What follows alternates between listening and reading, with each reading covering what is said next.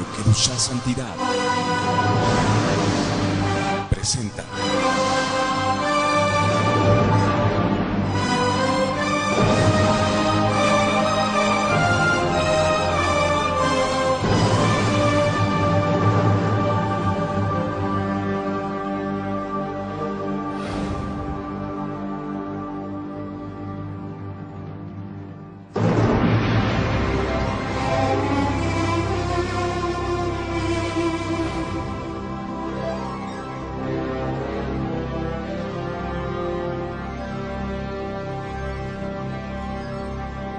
Misterios y Enigma. Muy buenas noches, amado Ecuador y el mundo entero. Bienvenidos a otro programa más de Misterios y Enigmas de la Biblia. Y para empezar esta hermosa noche, donde vamos a conocer algo muy profundo, le invitamos como siempre a 4 cosas. Primero, a tener una actitud enseñable. ¿Estás dispuesto a aprender? Biblia, papel y lápiz. Y en este momento me gustaría dar la más cálida de las bienvenidas a mi amigo y compañero, el doctor Yatensi Bonilla. Yatensi, buenas noches. Buenas noches, Arturo. Es un gusto, un placer estar de nuevo con un programa más sobre misterios y enigmas, disfrutando sobre el canon de la Biblia. ¡Qué bendición! Y también, hermanos míos, gracias a la tecnología, hoy ustedes de pronto se preguntarán, ¿dónde está David? ¿Dónde está David Yatensi? Está en la ciudad de Trujillo, Perú, en una campaña evangelística. Y vía espacio, internet, ahora le damos la más cordial de las cálidas y bendiciones a nuestro amigo, el doctor David Aymon, en Trujillo, Perú. David, buenas noches, Dios te bendiga. ¿Qué tal, Arturo, Yatensi? Es un honor saludarlos a la distancia. Para mí es un placer poder compartir con ustedes en estos minutos en un nuevo programa de Misterios y Enigmas. Muy contento, de verdad, en honor a debido a la respuesta en esta campaña que hemos tenido tanto en Chimbote y luego en Trujillo, con más de 40.000 personas asistiendo, Arturo, de manera permanente todos los días de la campaña, al lleno completo y claro, a la distancia, el cariño, el aprecio de todos los televidentes de Historia del Futuro, de Misterios y Enigmas, y dile, amigo, que también se difunden acá en el Perú.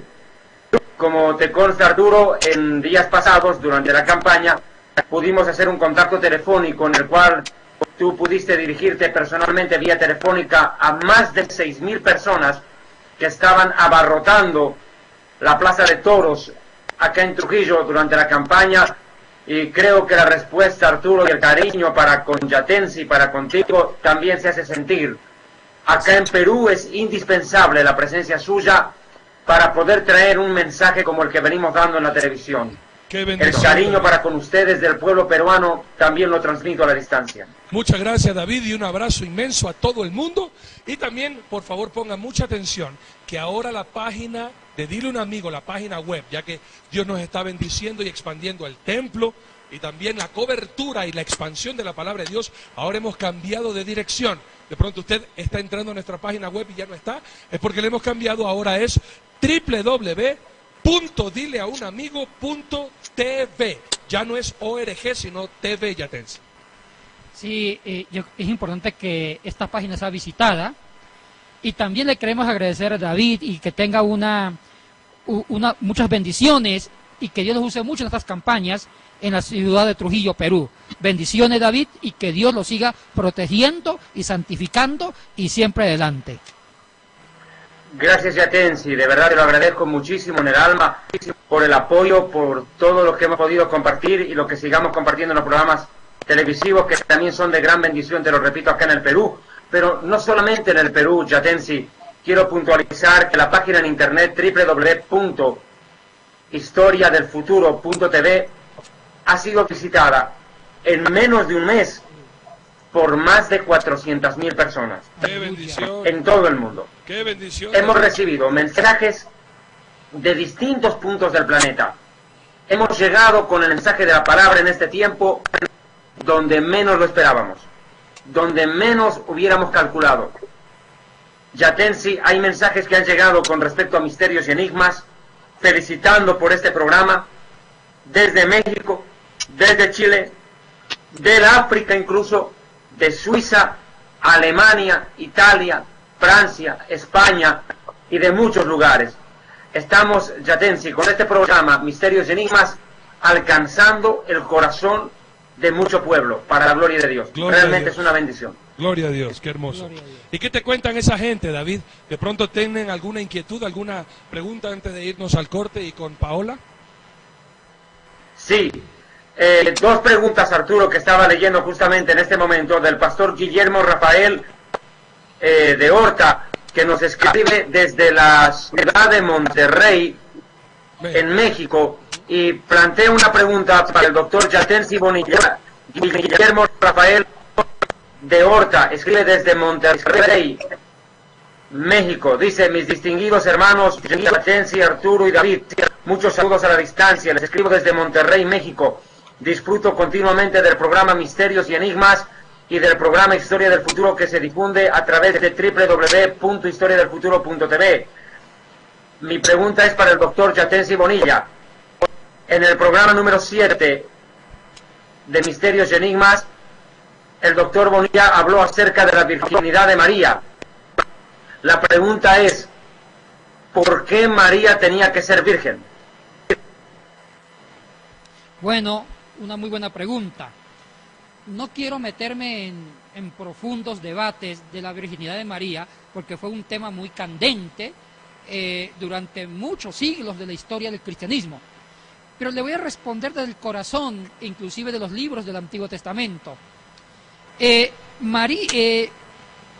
Para la fecundación o para el nacimiento de Jesús, tenía que venir directamente del Espíritu Santo, engendrado en el vientre de María. La virginidad tuvo una teología, un significado en el Antiguo Testamento, como un signo también de consagración, de pureza. También habían vírgenes como signo de consagración.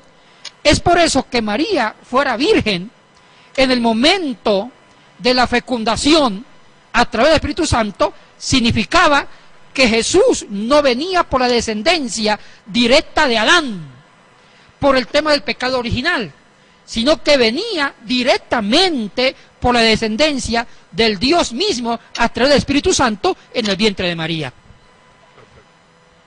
Excelente, Yatensi. La siguiente pregunta nos la llega desde Chile, Santiago de Chile. Va dirigida al pastor Arturo Norero. Santiago de Chile, escribe Mónica Gijón y pregunta: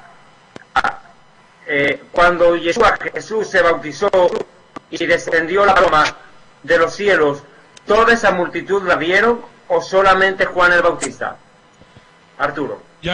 Muchas gracias, David y Mónica, gracias por su pregunta, y vamos a ver en la palabra de Dios cuál es la respuesta. Los 4 evangelios cuentan el bautismo de Jesús y el inicio a su ministerio aquí en la tierra.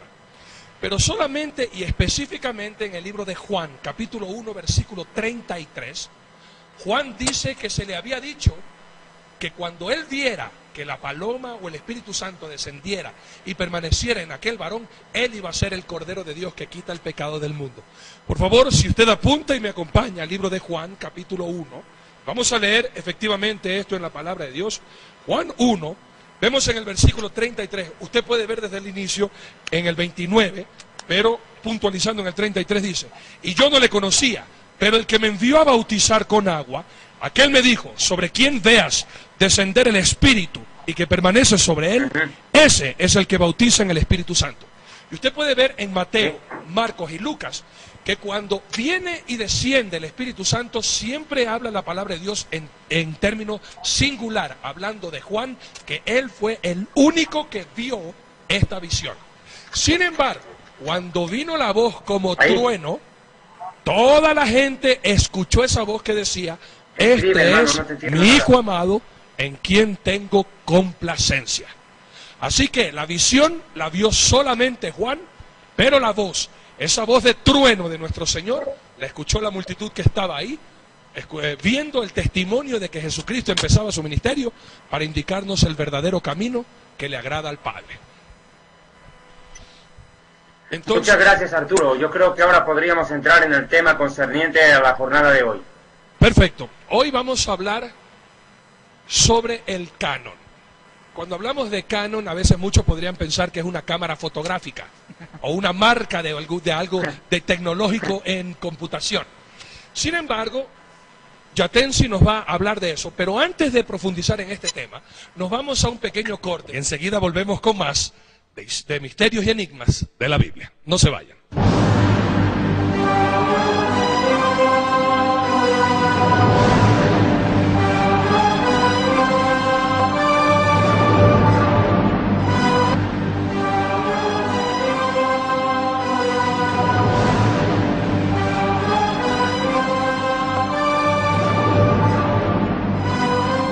Bien, amados, gracias por mantenerse en sintonía. Y esto es muy importante, por eso le invitamos por favor a que saquen papel y lápiz y la palabra de Dios. ¿Cómo uno puede refutar a aquellos que dicen, yo por qué voy a creer en la Biblia, si la Biblia fue escrita por un poco de viejos judíos? Y además, ¿cómo yo sé que esa es la palabra de Dios? ¿Y cómo fue escrita?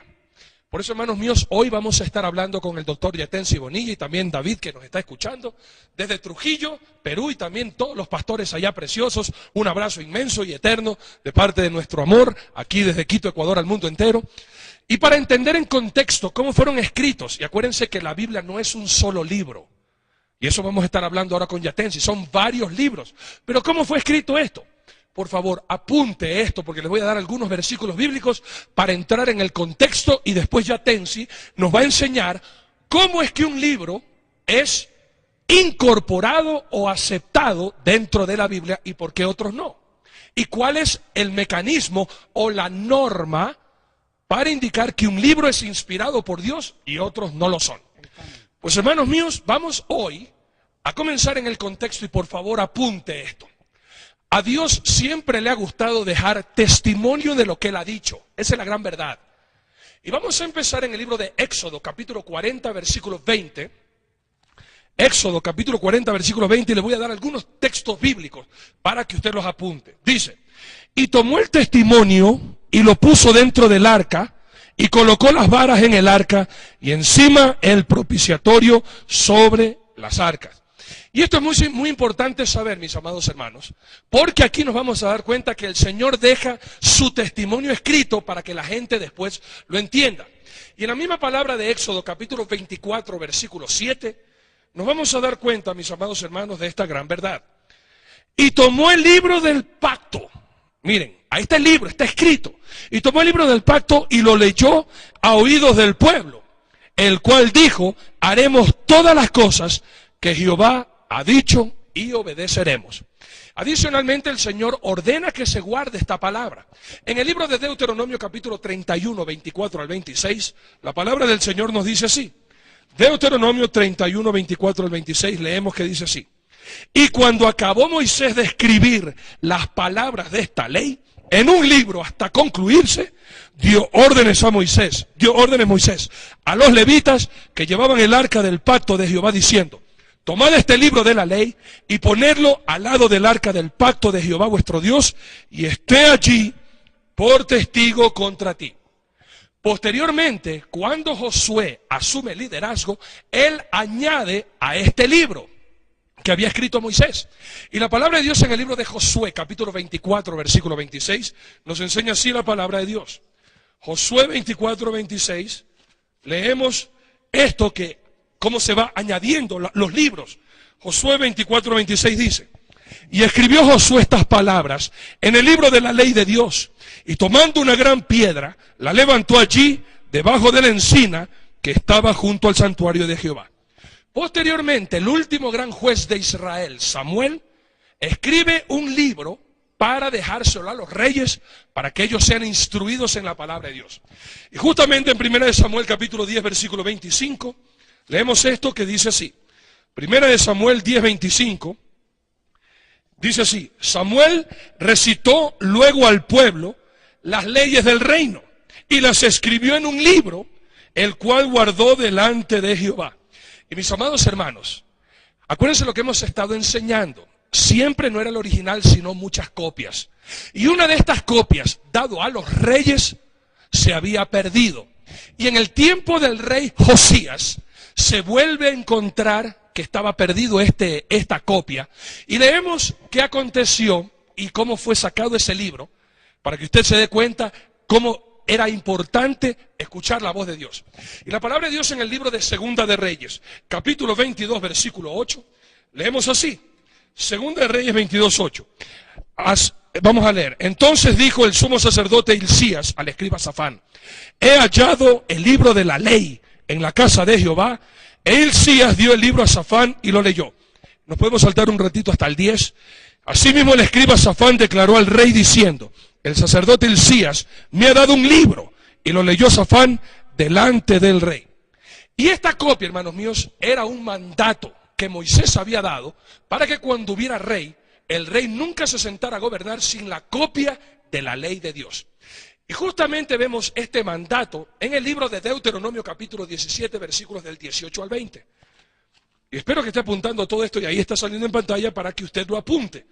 Deuteronomio capítulo 17, leemos 18 al 20 que dice: y cuando se siente sobre el trono de su reino, entonces escribirá para sí en un libro una copia de esta ley, del original que está al cuidado de los sacerdotes levitas, y lo tendrá consigo, y leerá en él todos los días de su vida, para que aprenda a temer a Jehová su Dios, para guardar todas las palabras de esta ley y sus estatutos para ponerlos por obra, para que no se eleve su corazón sobre sus hermanos, ni se aparte del mandamiento a diestra ni a siniestra, a fin de que prolongue sus días en su reino, él y sus hijos, en medio de Israel.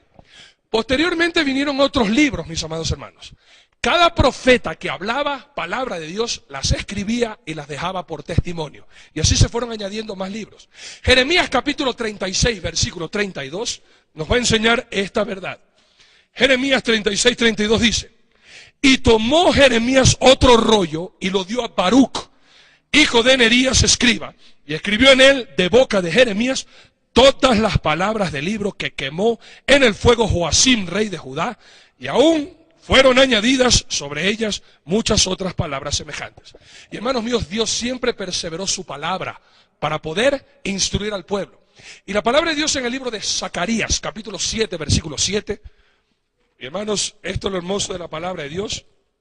Zacarías 7, 7 dice así el Señor nuestro Dios: ¿no son estas las palabras que proclamó Jehová por medio de los profetas primeros, cuando Jerusalén estaba habitada y tranquila, y sus ciudades en sus alrededores y en el Negev y la Cefela estaban también habitados?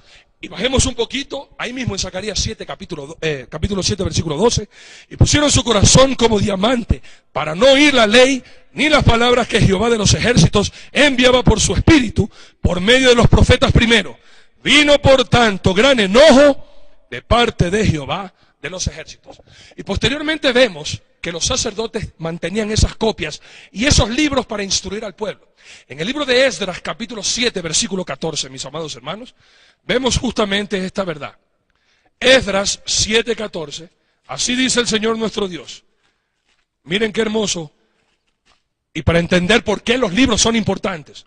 7, 14 dice: porque de parte del rey y de sus 7 consejeros eres enviado a visitar a Judea y a Jerusalén conforme a la ley de tu Dios que está en tu mano.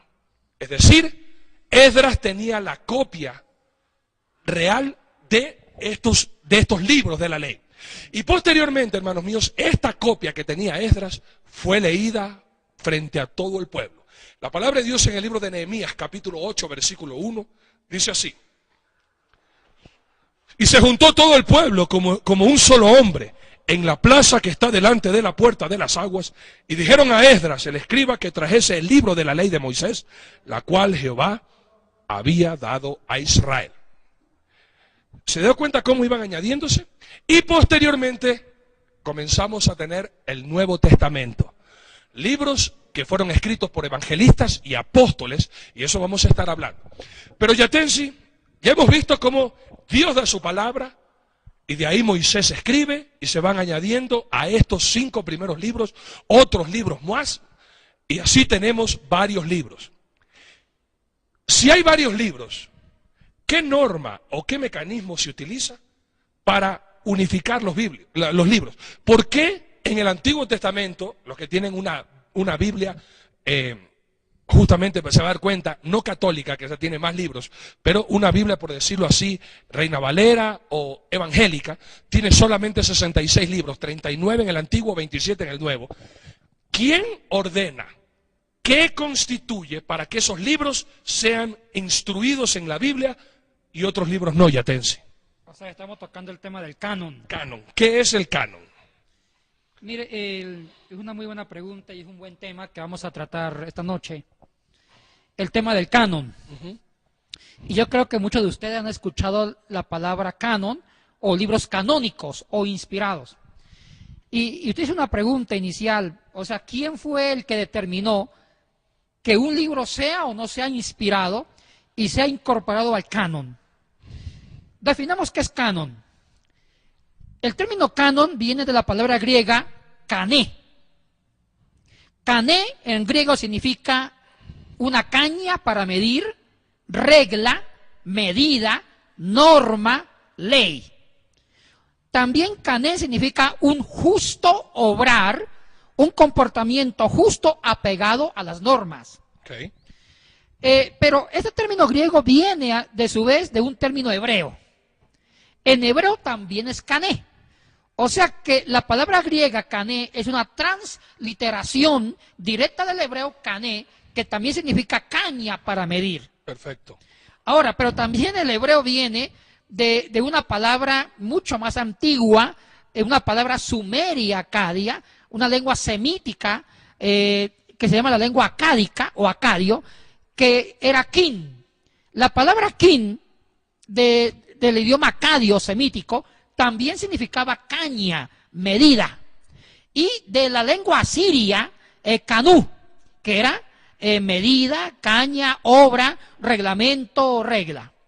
Bueno, canon significa eso, una medida. Perfecto. Una norma para medir.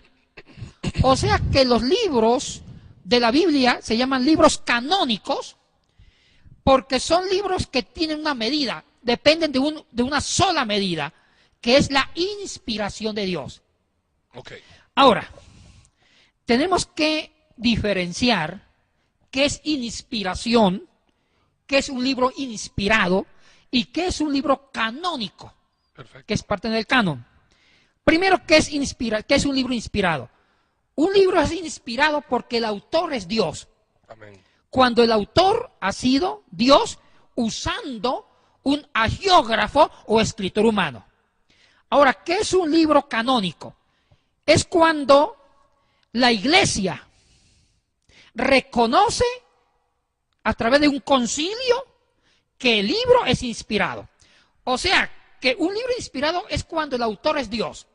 Y un libro es canónico cuando la iglesia legitima, reconoce que ese libro es inspirado y reconoce el autor divino de ese libro. Okay. O sea que canon e inspiración son dos palabras hermanas que no podemos diferenciar en su definición. Ahora, sabemos que inspiración es cuando Dios escribe el libro. Eso no hay mucho problema, pero hay problema en los criterios que usaron para decidir si el libro era o no era inspirado. Ese es un problema serio. Hablemos del canon del Antiguo Testamento. Perfecto. En esta primera parte, porque este programa es fascinante. Va para largo. Va para largo. Sí. ¿Cómo se formó el canon del Antiguo Testamento? Perfecto. ¿Quiénes reconocieron el primer listado de libros inspirados del Antiguo Testamento y después del Nuevo? Perfecto. Aquí, Arturo, hay una historia. No fue tan fácil, fue complicado. Muchos concilios, reuniones, asambleas. Tanto en el Antiguo Testamento se reunieron los escribas, los doctores de la ley, para decir qué libro era o no era inspirado el Antiguo Testamento. Y también hubieron profundos debates. Y no se diga el Nuevo Testamento. Duraron como más de 6 siglos. Escuche bien esto, Arturo. 6 siglos para tratar de oficializar los 27 libros del Nuevo Testamento. 6 siglos se gastaron para llegar a la conclusión que los libros inspirados del Nuevo Testamento son 27. Y vamos a hablar de eso, todos esos problemas que hubieron en los concilios. Hablemos del Antiguo Testamento. El canon del Antiguo Testamento se formó bajo un proceso histórico. Se le considera a Esdras, muchos eruditos, Arturo, consideran a Esdras como el papá, el padre del canon del Antiguo Testamento. Esdras, que se ubica históricamente hacia el siglo V o siglo V antes de Cristo. Y usted ya leyó un texto de Esdras. Dicen que ya en la época de Esdras, ya Esdras había fijado los 39 libros del Antiguo Testamento. Muchos eruditos usan esa teoría. Pero para que Esdras fije los 39 libros del Antiguo Testamento, hubo todo un proceso histórico antes de Esdras. Y ya se habla de que los primeros libros que fueron considerados inspirados fue la Torá. Los 5 primeros libros, los libros que hablaban de la legislación y testificaban al único legislador, Moisés.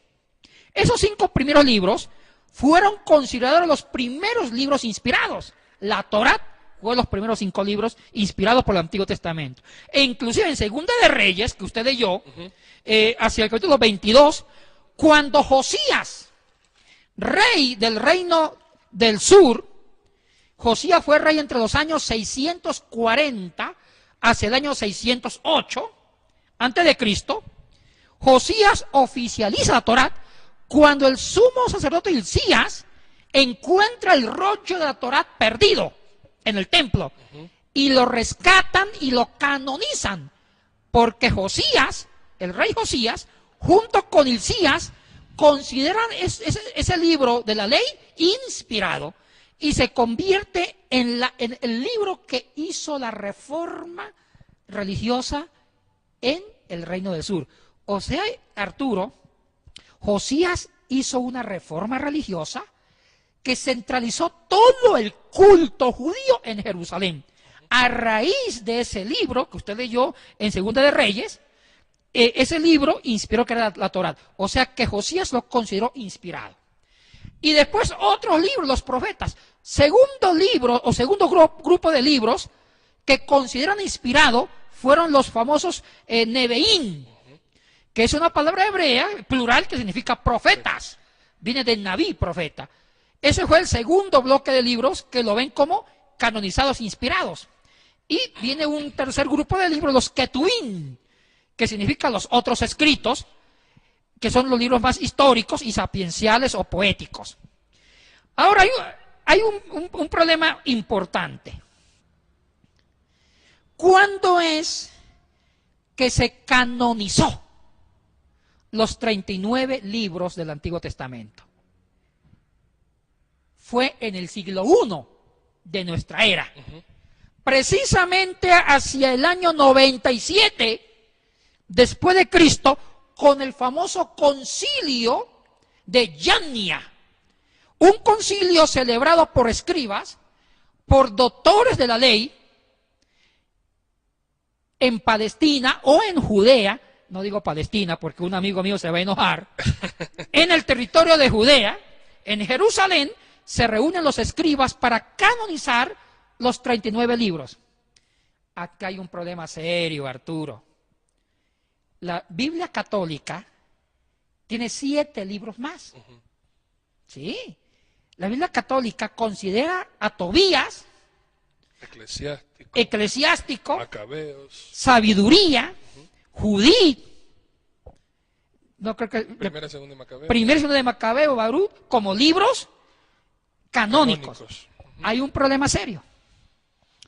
¿Por qué los judíos de Jerusalén, de Judea, se reunieron tardíamente hacia el año 97 después de Cristo, siglo I después de Cristo, para canonizar como libros inspirados 39? ¿Por qué hicieron eso y no lo hicieron antes? Hay un problema, Arturo. Porque los cristianos usaban como libros inspirados los 7 libros que la tradición evangélica consideran apócrifos, Macabeos, Tobías.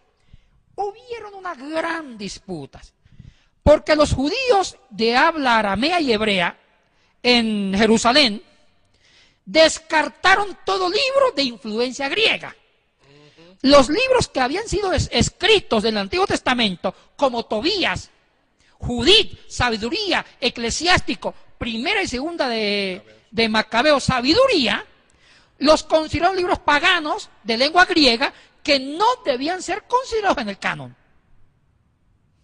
Vamos a un... Esto está buenísimo, así que espero que ahora vamos a refrescar la historia y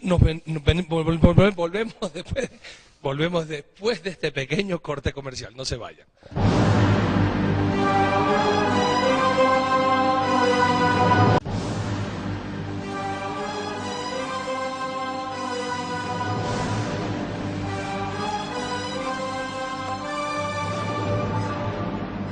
Bien amigos, ya estamos de regreso y gracias a Dios por este espacio que nos regala.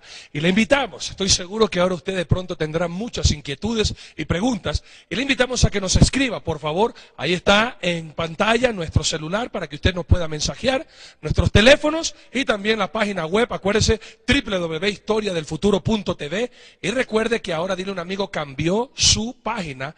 Ya no es ORG, sino también .tv, www.dileunamigo.tv. Y mis amados hermanos, continuamos. Yatensi, tú antes del corte dijiste que eran unos libros apócrifos y también hemos escuchado la palabra deuterocanónicos. ¿Qué significa esto y quién da la potestad para que un libro sea o no sea inspirado por Dios? Y también una pregunta que acabamos de llegar, tú hablaste del concilio, el primer concilio en el siglo I, ¿en dónde queda específicamente ese lugar? Y también, Yatensi, ¿qué autoridad tiene la Iglesia Católica para decir que esos libros que fueron en este concilio deshechos sean inspirados por Dios? Ahora, aquí hay un problema histórico, revisemos la historia, porque a veces juzgamos a la ligera. Decimos que esos 7 libros no sirven, son apócrifos. Pero si son considerados por la Iglesia Ortodoxa y la Iglesia Católica como inspirados, hay una razón histórica que tenemos que examinarla. Okay. Cuando los judíos de Yani aprobaron esos 39 libros, tuvieron varios elementos. Ahora, aquí hay varios eruditos que dicen, Arturo, que lo que motivó a los escribas, a los doctores, a aprobar esos 39 libros en el año 97 después de Cristo, fue una pelea con la iglesia cristiana, la iglesia primitiva. Parece que los judíos de Jerusalén, de Palestina, de Jerusalén, estaban en bronca con los judíos cristianos, porque los judíos cristianos usaban las escrituras, la Septuaginta griega, una traducción hecha del hebreo al griego hacia el año 250 a.C. Eso ya hablamos en un programa anterior. Y la traducción griega, la Septuaginta, sí tenía incorporado esos 7 libros. Estaba Macabeos, Tobías, Sabiduría, Eclesiástico, Judith. Entonces, los cristianos usaban la Septuaginta, donde están esos 7 libros, como inspirados. Y los judíos ortodoxos, conservadores de Jerusalén, dijeron no. Nosotros no aceptamos libros de origen griego, porque esos 7 libros fueron escritos hacia el año 200, hacia el siglo II o siglo III antes de Cristo, en lengua griega. Y hay una gran influencia griega en la teología de esos 7 libros. Claro que sí. Entonces, dijeron los judíos ortodoxos, no aceptamos influencia helenística griega como inspiración. Por eso desechamos esta literatura, la consideramos no inspirada, aunque no es mala, por la influencia del pensamiento griego en esos 7 libros. Solamente cerramos el canon hacia el siglo V antes de Cristo con la época de Esdras y Nehemías. O sea, y también para que un libro sea inspirado debe ser escrito en arameo hebreo. En cambio, los judíos, habían judíos de la diáspora. Los judíos que estaban en Alejandría se enojaron dijeron, no aceptamos eso. Nosotros aceptamos como inspirados los libros griegos, esos 7 libros. Y ellos hicieron otro concilio. 100 años después, en Alejandría, en Egipto, se reunieron los judíos de habla griega, dijeron, nosotros aceptamos los 39 libros como inspirados por los judíos del concilio de Yania y aumentamos los 7 libros de influencia griega como libros inspirados. Entonces se formó un segundo canon. Y aquí entra la división.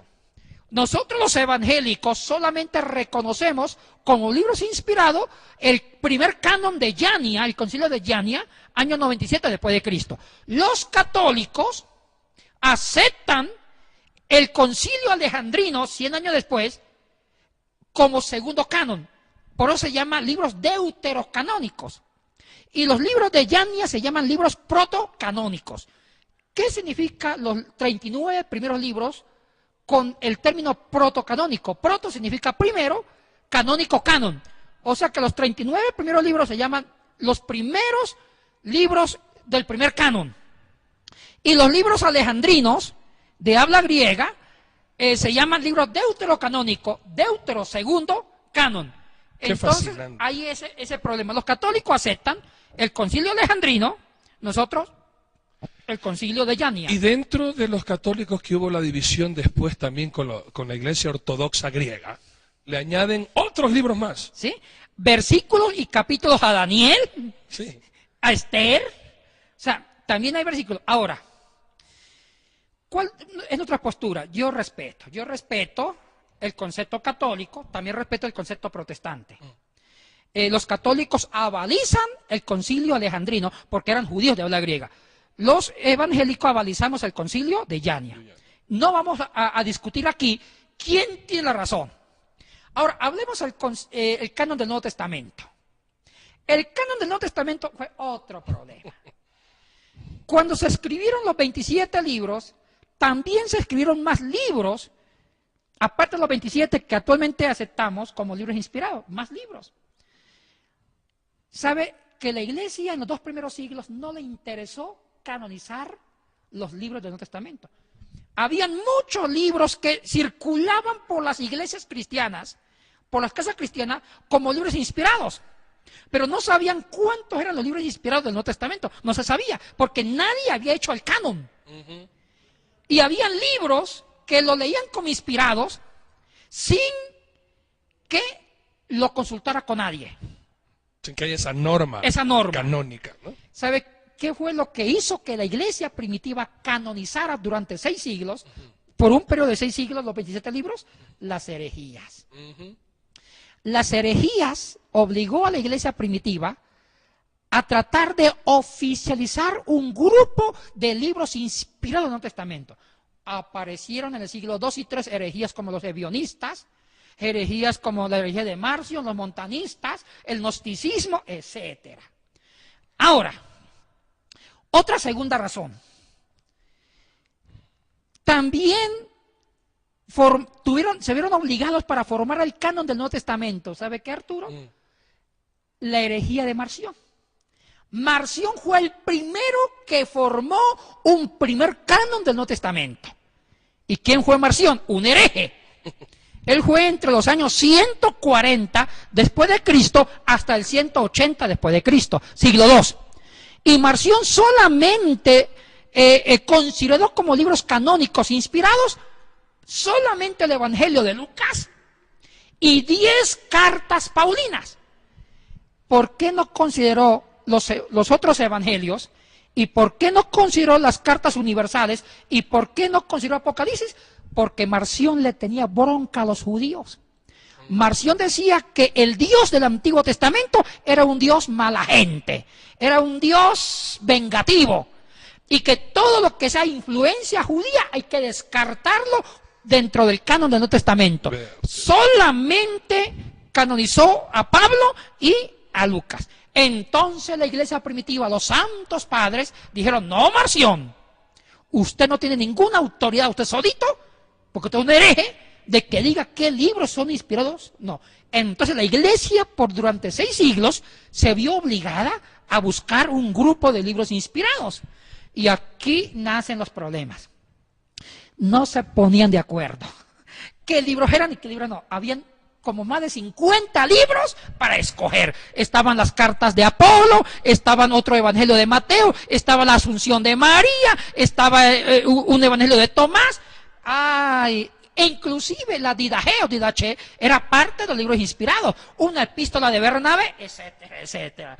Entonces no se ponían de acuerdo. Y comienza la peregrinación, los concilios y los sínodos para decir qué libros eran o no eran inspirados. Y empecemos.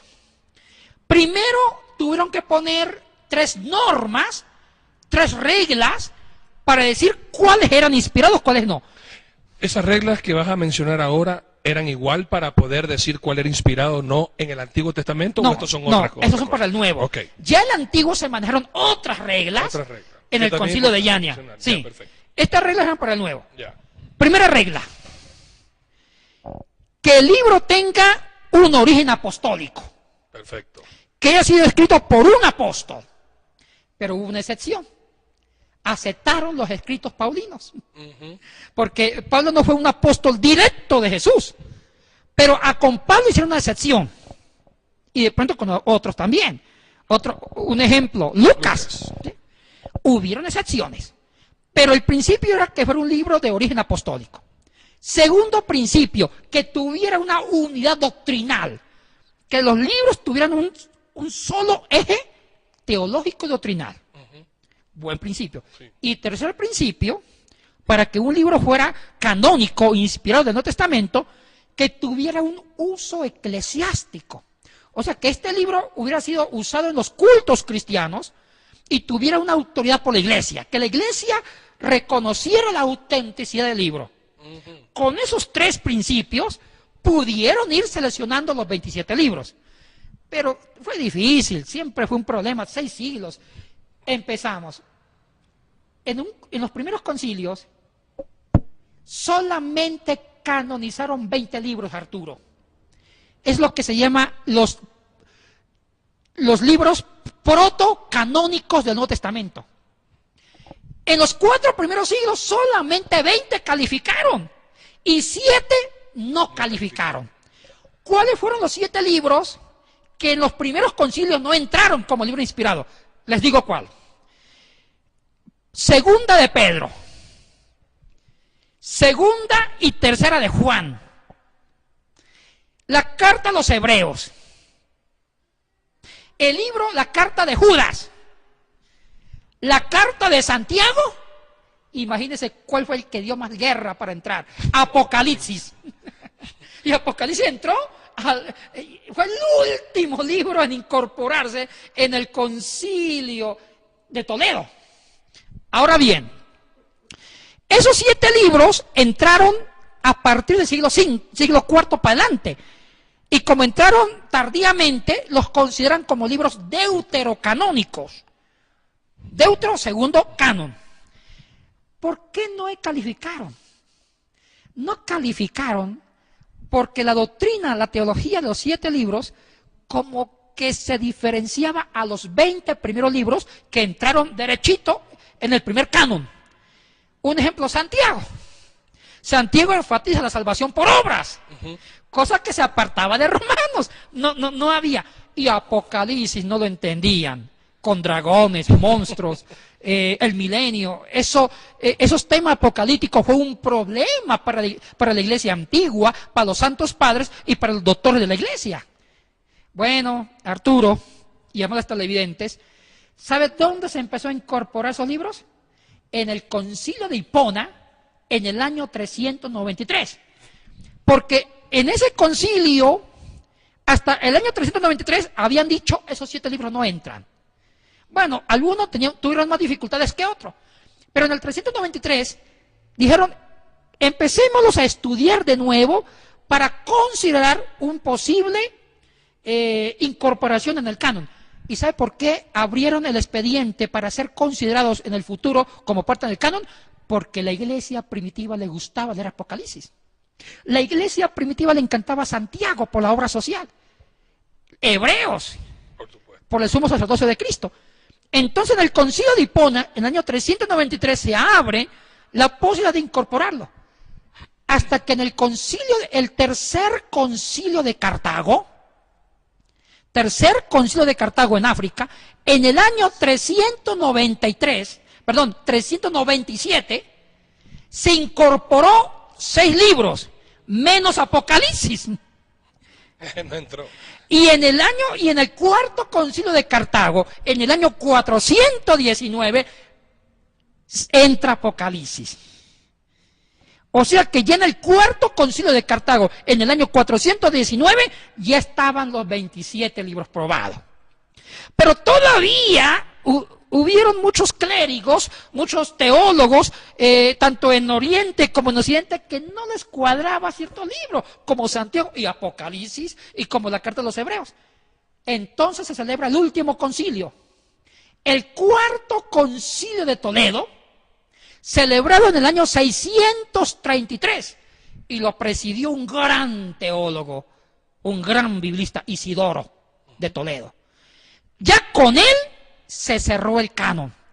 ¿Y sabe qué dijeron en ese concilio, el cuarto concilio de Toledo, en el año 633?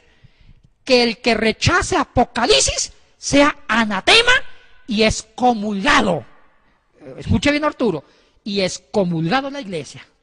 O sea que en el año 633 quedó Apocalipsis. Y los griegos aprobaron. En el concilio de Trudo, el segundo concilio de Trudo, celebrado en Oriente, en el año 692, la iglesia ortodoxa, la iglesia griega, aprobó los 27 libros. Uy, esto es una historia interesante. Una cosita, Yatensi. Los otros libros que tú hacías mención, al no ser aceptados dentro del canon bíblico, por ende se dejaron de hacer copias y eventualmente esos desaparecieron. Ay, hay una pregunta importante. Hay una pregunta que usted hizo al comienzo, y yo creo que está unida a esta. Ay, yo estoy seguro de algo. Los 27 libros que están en el canon del Nuevo Testamento, junto con los 39 que están en el Antiguo Testamento, para mí todos son inspirados. Pero hay una pregunta. ¿Hubo el peligro de no incorporar libros inspirados al Nuevo Testamento? Sí. Hay libros que se perdieron, Arturo, que eran inspirados. Un ejemplo, hay una carta paulina extraviada. La primera carta de San Pablo a lo de Corinto está extraviada. O sea que la primera carta que está en la Biblia es la segunda carta. Porque Pablo escribió otra carta que la encontraron tardíamente.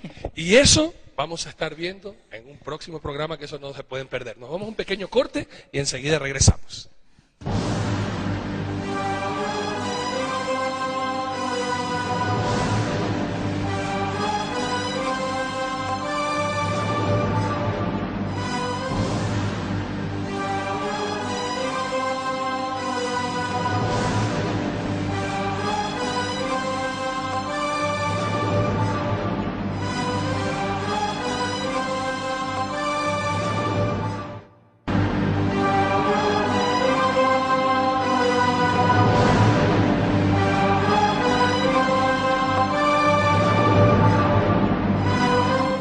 Qué bendición ha sido este programa y de verdad damos gracias al Señor nuestro Dios. Yatensi, el tiempo se nos acaba.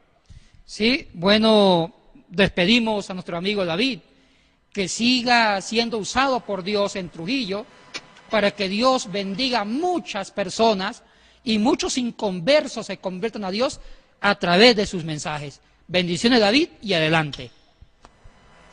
Gracias, Yatensi. Un abrazo a la distancia para ti, para Arturo, desde la hermosa República del Perú. En horas siguientes nos estaremos trasladando probablemente a Bolivia para realizar algunas conferencias allá. Tenemos ya el contacto preparado para salir para Centroamérica y con la ayuda de Dios estaremos haciendo una gira por aquellos países, Guatemala, Honduras, Salvador, donde también miran la señal de su programa Misterios y Enigmas en las 2 páginas en internet, www.dileunamigo.tv y historiadelfuturo.tv, que se retransmite a través de la cadena del milagro desde Puerto Rico a más de 128 países.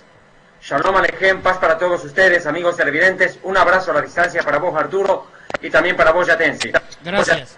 Que Dios te bendiga, David, te siga usando grandemente, y a ustedes, hermanos, que tengan una espectacular semana.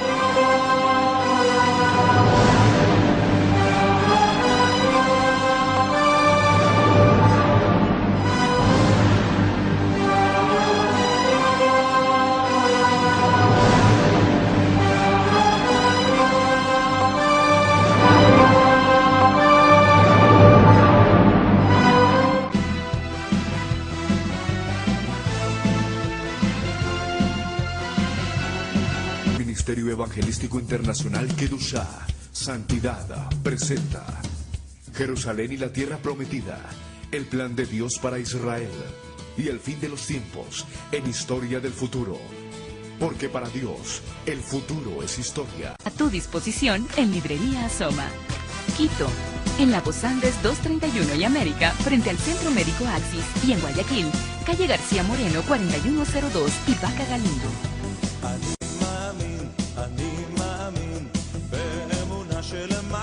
Si desea contribuir con este ministerio, hágalo a la siguiente cuenta bancaria: